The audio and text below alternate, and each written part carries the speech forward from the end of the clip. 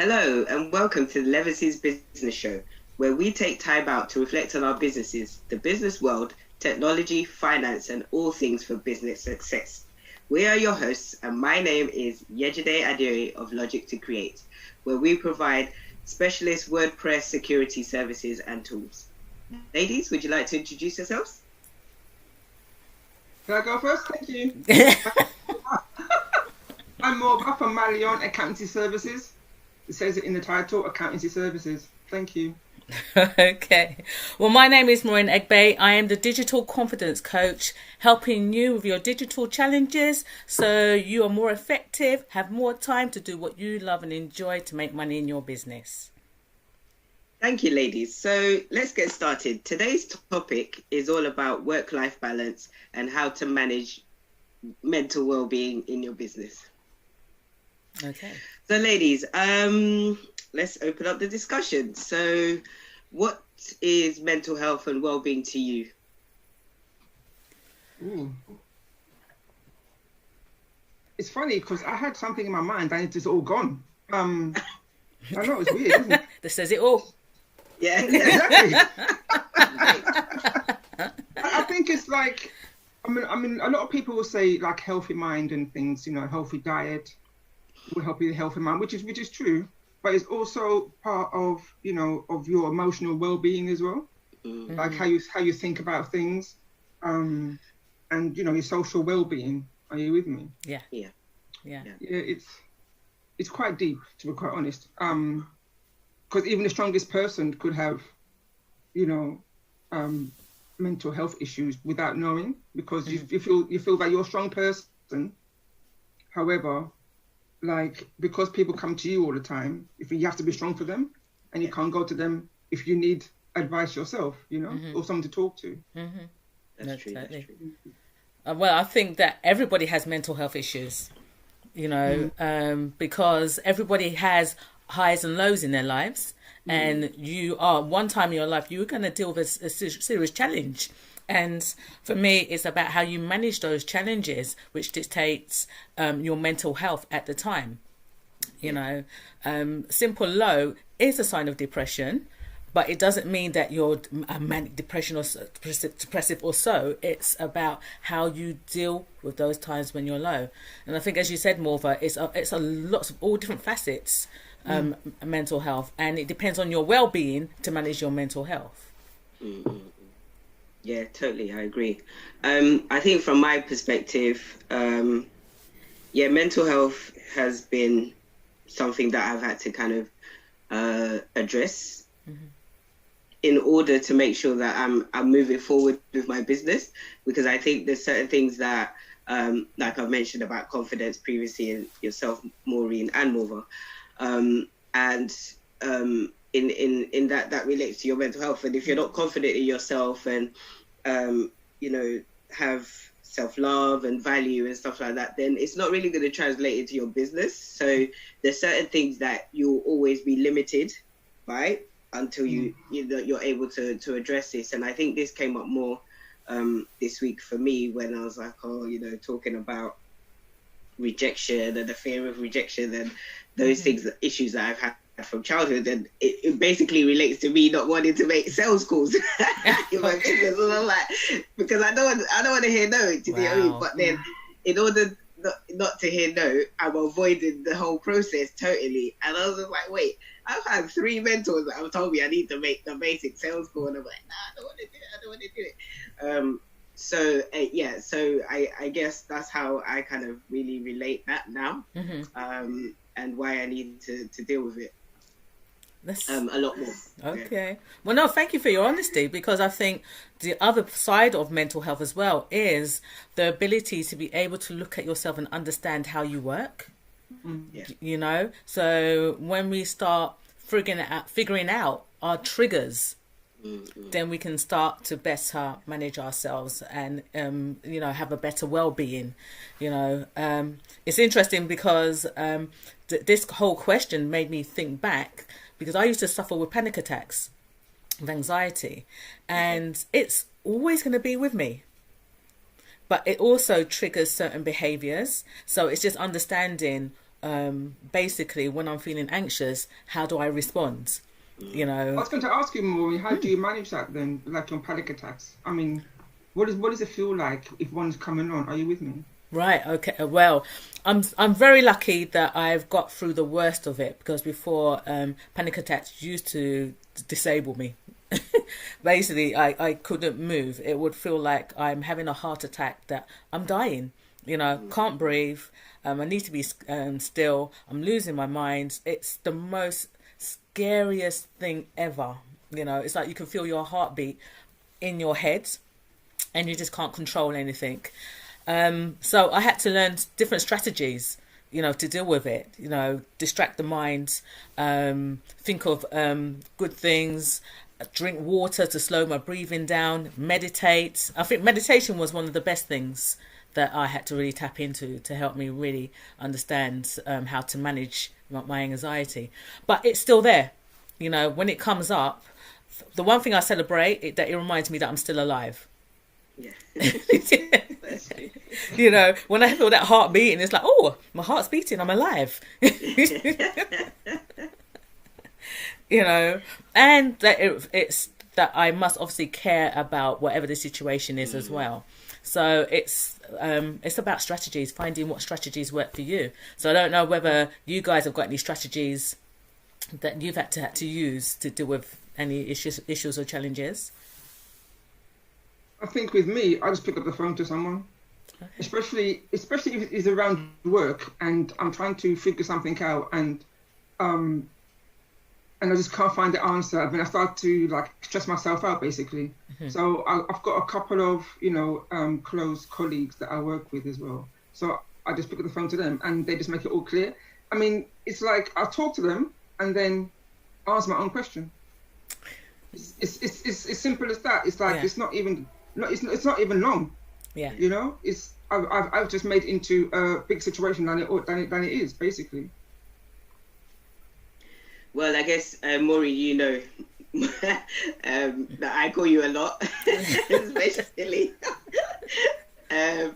And you know, I'm grateful to have you as my confidence coach, because I think there is that anxiety thing, and when you know, for example, the times that you've turned up to presentations that I've done externally on workshops, and I can just see you in the background, and I was just like, oh, one face that I'm familiar with who just makes me feel calm, and you know, all that kind of thing. So yeah, having a confidence coach really works. Meditation as well, and I do a lot of stretching as well. So, and I think there was a mental health webinar that I was on the week before last, and you know, someone was mentioning about what do you do when people always come to you and stay strong. Like Morva was saying that you have to be strong for other people, and they were saying that you just need to have a routine. So, you know, you have a routine for your physical health, you have a routine to do work and go to work and so on and so forth. So having a routine for mental health well-being, I think is really important. So in the mornings, I get up, do my meditation, do my stretching, and just give myself that time before I start plugging into technology or, you know, responding to anything. And also try to have, like, you know, fruit or something, just cleanse the body with water or whatever. But yeah, and exercise as well. So try to do that as much as possible in the morning before anything else. Perfect. Because I guess in life you can't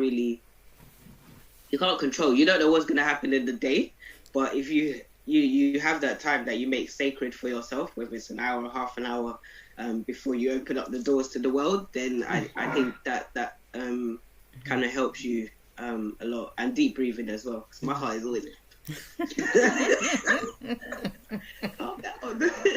I think I'm a bit of the opposite with regards to the exercise.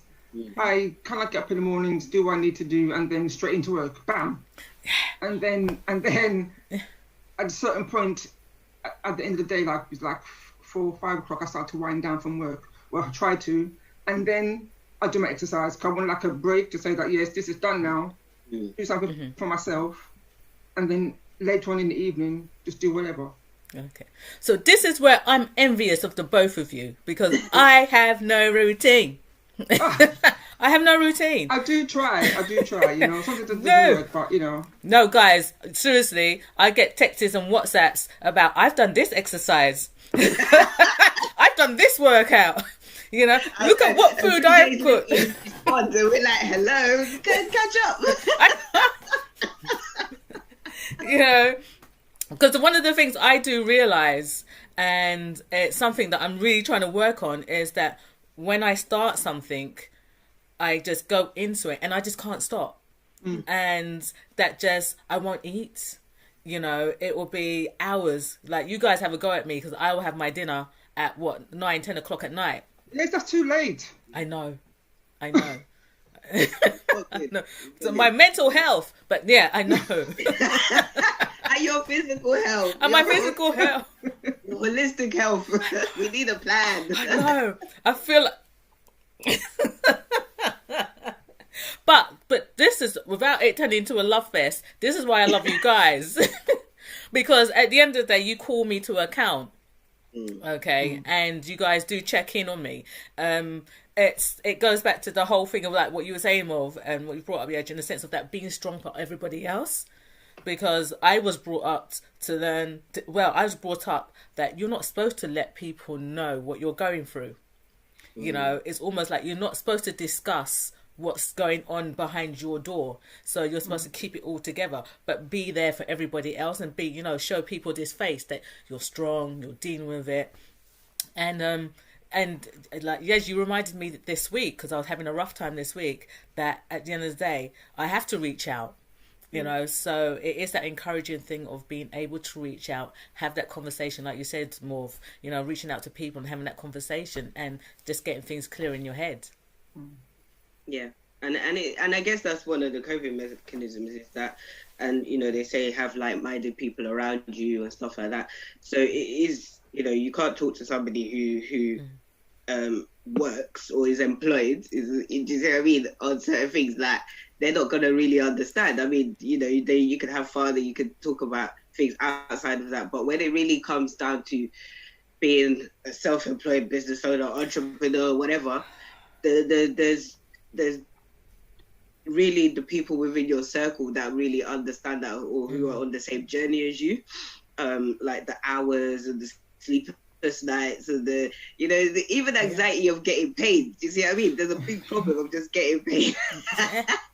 And I feel like SME to SME, we pay each other real quick because we understand the pain. But when you like have a contract with bigger organizations, it's like the terms of this and that, the other.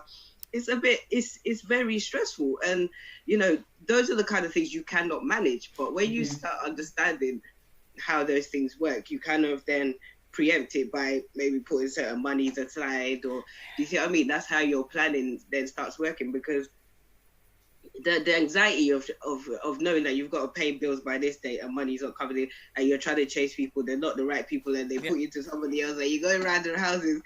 That's not cool. And you know you've delivered your work. So those kind of things, that's when the deep meditation and the exercises are required. Like, I just jump into bed. You can't have duvet days. I've had those. Those days are the worst. Duvet days are the worst. Oh, I love them. No, I love them. No, duvet days suck you in, and it becomes just one day. Then it's 2 days. Then 3 days. Then it's a week. That's a whole week. No, do you know what? No, do you know that that's what I call a holiday. A staycation. Especially when you know you ain't making the money. Like 5 years of not making money. That's anxiety. Yeah. Well, no, that's a trigger. You need to watch that, because then that's avoidance. Oh dear. I'm planning a duvet day tomorrow as well. Yeah, tomorrow it's bank holiday. And this is again part of the work-life balance. Like, holidays and weekends, take them as you deserve, like everybody else does. Like, that's where you start the cut-off, isn't it? After your 5 o'clock on Friday for bank holiday weekend, do your exercise, plan what you're gonna do, and then Tuesday you're back on it. Do you see what I mean? Like, that's another thing that we need to, and I've started to do a bit more in terms of I've got to have that time, the separation, and it is that thing, going on a road trip today or whatever, or, and then tomorrow I might go for a walk, or, let's do a movie day or something. Do you know what I mean? Yeah, yeah. But don't you find it hard sometimes, though, to cut off? Yeah. And like, as Maureen was saying, like, she just gets into things and she's immersed into her work, which I am sometimes as well, more time as well. But I get to a stage where there's something I want to do, or I need to do, because I put it on my to-do list. I need to take it off. I need to do it today. So I continue to work a couple of hours in the evening sometimes, just to take that off, just for me and my mental health, to say that, yeah, I've done that, it's done, it's over. Okay. But what I would ask is that, do you actually fully maximize the 9 to 5? Do you put your work in a 9 to 5 slot, or an 8 to 4:30, or a 8 to 6 kind of thing? Do you actually use those full 8 hours of a working day Yes. for work? Yeah. Yes. Sometimes I don't even move. My legs are just dead. No, I believe you. I believe you. I do. That number crunching. Seriously. I love it. Okay. So my challenge to you would be is that on your to-do list, because I think this is I know this is one of my challenges that I need the pen and paper. Yes, everyone get a pen and paper. Your to-do, is it surmountable? Using big words. Is it surmountable? So, in terms of... So in English, you're talking about, is it achievable? I know that it's achievable, because you won't stop until you achieve it. Okay. But the challenge is, can you chunk it down? Can you break it down into smaller pieces? So it's not that you will feel that you have to do the whole, as they will say, eat the whole elephant. Break it down. So it's achieve this part. So it's easier, and then you're still looking after yourself and taking care. Okay. I think, like, in Morva's world, and I guess other professions, I guess Morva's profession mainly, there's really strict deadlines, isn't it? Yeah. And then you have your clients as well, who may not understand those deadlines. I mean, I'm not very great with taxes, but I do push it to the limit. So I guess that pushes my accountant, if that makes sense. So they have to get certain things done. But yeah, no, definitely, whatever you could do piece by piece is better than just trying to get the whole thing done. Because again, stress, anxiety, you're looking at something that's just overwhelming. It's like, oh my gosh, like, and also getting help, like, within your profession, whether it's internship, and again, this is where it comes down to planning, looking at what resources are available to you, and making contact with the right organizations. So, myself and Maureen have there's an international, was it American internship program or whatever that comes about every Kappa or something like that. Yeah, Kappa. So they email us, we reply, blah blah blah. We see if we can get an intern over July and August. Yes. So again, you know that you're going to get somebody in around July and August. What can you plan for them to do that will really help you then, move on for the rest of the year? Totally. And so on. So okay, thanks guys. Yeah. No, and it's actually really interesting, because when we looked at this topic, one of the things that came up was that work-life balance. And I don't know whether you've heard that whole discussion around work-life balance, in the sense of that it's a myth. Yeah. It's a myth. Actually, it's more stressful trying to get that work-life balance, but understanding about being realistic about your work and about your life. Yeah. I mean, when I think about, in your case, Morv, for most of us in businesses, we've got certain peak periods. So you've got your accountancy period where you are going to be massively busy. But then it's about setting that time afterwards to make sure that you recover and you can reset. I think Morgan's quite good at that. She does that last time, didn't you? Well, she's always at. She disappeared. We're like, where did she go? Not around. Listen, I always say that most accountants, year end, New Year is the 1st of February. That's when we take our time out, because obviously January 31st is tax return deadline. Do you with me? Yeah. So our new year is 1st of Feb, not 1st of Jan. Okay, I'll remember that. So that So means that we won't talk to you for whole of January. They were like, Happy New Year! exactly. More excuses to party. Do you remember though? Yeah, do you remember you invited me to some certain like networking things, weren't you? Yeah. You're like, oh, don't talk to me until no. Every event, anyway. Don't talk to me. Like, all right, get the message. But that's the whole point, isn't it? Just understanding when those busy periods are going to come around, and just managing it, and just like you do, enjoy the period afterwards and celebrate, coming through it. Yeah. But also as well reflect on how you can do things better as well. Okay. So obviously, we always try and do things better, but sometimes it doesn't work. But now I've got new staff. Mm-hmm. So I'm working towards that now. So basically, hopefully, January, I will put my feet up. Well, not literally, but we won't be as busy as before. 1 foot up. One foot up. Until the end of January, then bring both up. But I think working better again, I guess that leads to what the kind of services that Maureen provides in terms of looking at what systems you can integrate and automate, so you don't have to be worrying about certain things happening and making sure that they are happening in the background. Obviously you need to check in with them, but there is that thing of automation, and sometimes the learning curve is slightly steep, and you need to take time out to make it happen. But then again, it goes back to your processes, doesn't it, Maureen? And your workflows and all of that. Once you understand those, you plug it all in to the systems, and then that's it. But that's one of the things that I learned from you. Actually, because I have to say, what I do admire about you is your strategic thinking, because you're a process, pam, analytical. That's what it is. Yeah. It's the same with you, more with an accountancy mind, whereas I'm more all over. But it is, and I think what I've learned from you, it is about understanding your processes and noting it down. So it's clear. So you're not always actually trying to recreate something that you've done before, or try to remember how to do it. And tapping into different experts if you can't do it all yourselves. So and again guys, I would encourage you, come and check us out to see how we can support you as well. Shameless plug, but hey ho, this is how we work together.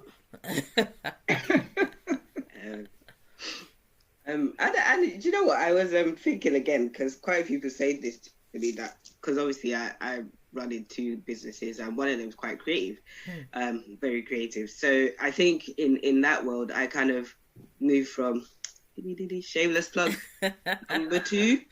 I kind of am able to move from the techie world into another techie world, but it's more creative, where creating with a laser machine and computer, and also my hands.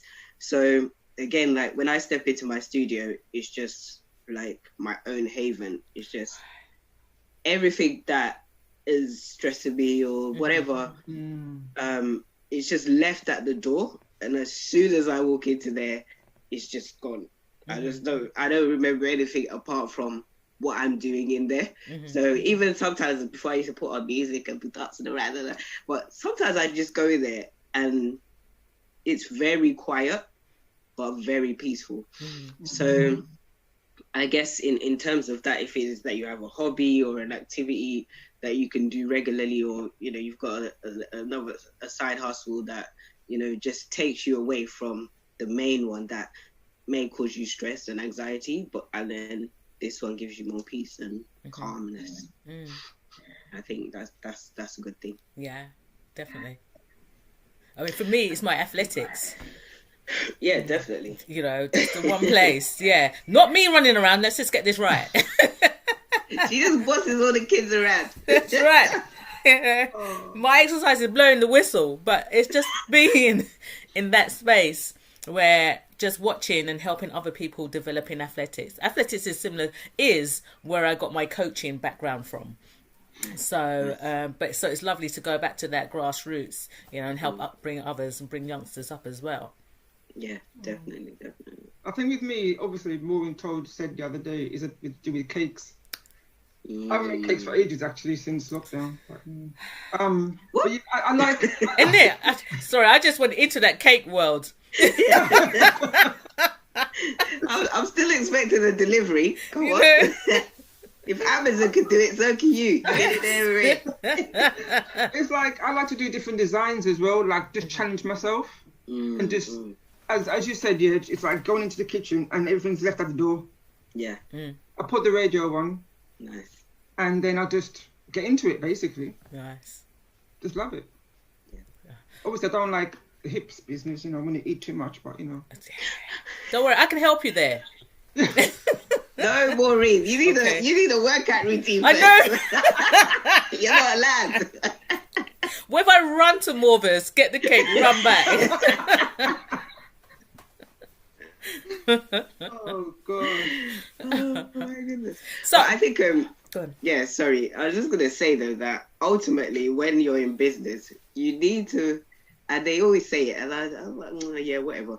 But it's true that if you do not love what you do, don't do it. Yes. You have to love it. Like you have to have a deep passion.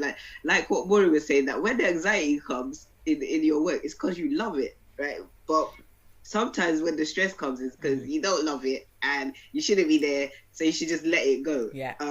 So and I think that's part of your mental well-being as well. Don't hold on to things that you know that you just don't like. Yeah. Just get it out. Yeah. Get rid of it. And you know, people start businesses and restart and you know, rebrand and do this all the time. So that's not a problem. But staying in something that you don't like, Yeah. you're just literally torturing yourself. You're spot on. You're spot on with that. You know, at the end of the day, it's why are you doing it? If it's just for money, then it's always going to feel like it's painful or a struggle or stressful because you're focusing on a problem rather than focusing on a solution. Yeah. So I was looking at some stats. I'm not going to pull out all the numbers, but the thing about businesses is that this is one of the most stressful areas. And they say that entrepreneurs, small businesses, people working by themselves, they have the highest level of stress in terms of because they are afraid of failing. Yeah. Because of like what you mentioned straight away, Edge, in terms of the finances, not getting the money coming in, they're more likely to go to eating cake. No, to go to...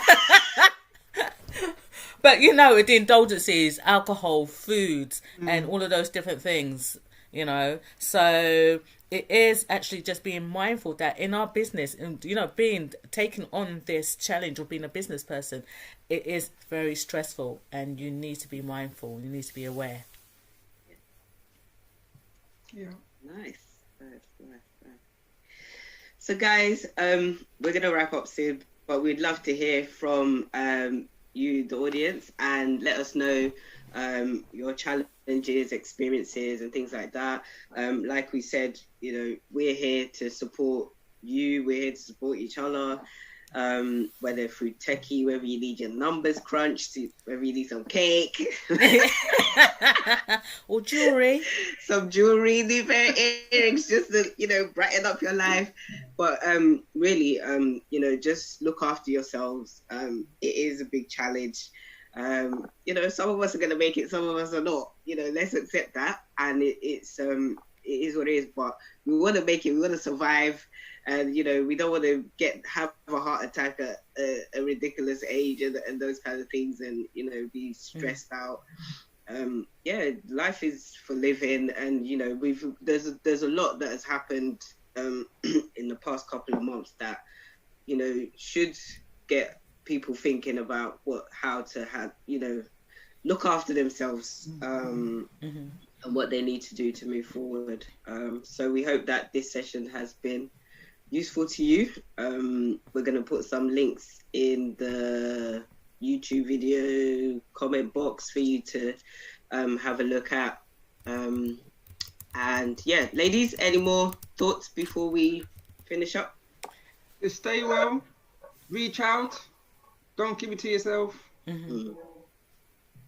I would say you need to check in on yourself. So understand what your triggers are. Understand if you're feeling low, feeling high. It's okay to feel low, but it's understanding what you do to get through that. I think if you've seen us today, we laughed a lot. So don't forget to laugh. Okay. That's it. Okay, well, thank you, everyone. And we hope to see you again on the next episode of Elevenses. Thank you, guys. See you later. Bye.